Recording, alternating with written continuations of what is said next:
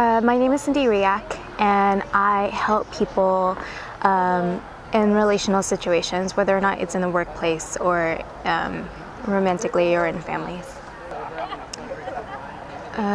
This video is about how to deal with difficult people, especially if you're on the receiving end of being in a relationship with someone who is being difficult. The most important thing to remember when you're in a relationship or a situation that involves someone who's being difficult is that there must be something that's happening for them that most likely isn't directly related to you. So in a way, when you notice that you're in a situation where someone is either being either seemingly mean to you or difficult in terms of making decisions, I think the first thing to notice is whether or not you have compassion for that person and for yourself. And regardless of what you need from the relationship, how can you take care of yourself in that moment that doesn't involve that person? The common mistake that people make when they're in a relationship with a difficult person is when they're caught up in the drama of the other person. So I'll give you some examples. So a common scenario in a business partnership is when one of the partners isn't willing to have a conversation around a decision.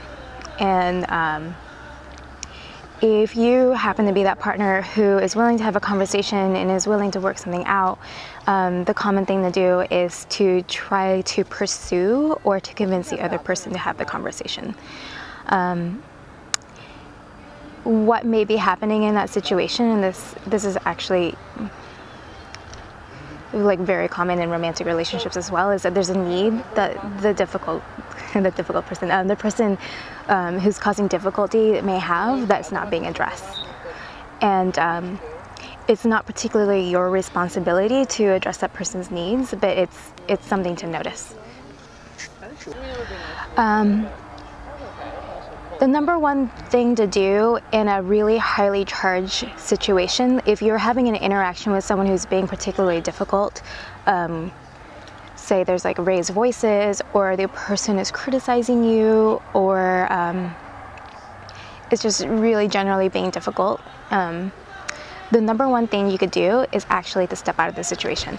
Okay, I get that there's something happening for you, and I don't know exactly what it is, and it could be what you're saying, but I actually can't be involved in this right now. I'm gonna go take a walk, or I'm gonna take a break, or I'm gonna take a breather and then I'll reconvene, or I'll message you later when I feel like I have enough space around this, or I'll wait for you to calm down.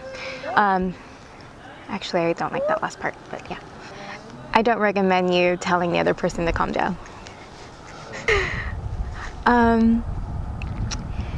In that situation, telling the other person to calm down is putting an assumption on that person that they're not calm, and that kind of projection will cause them to be more defensive.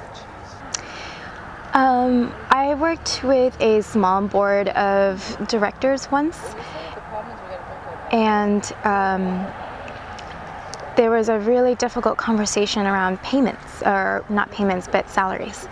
And one of the people on the board had a really difficult time having financial conversations with the founder. And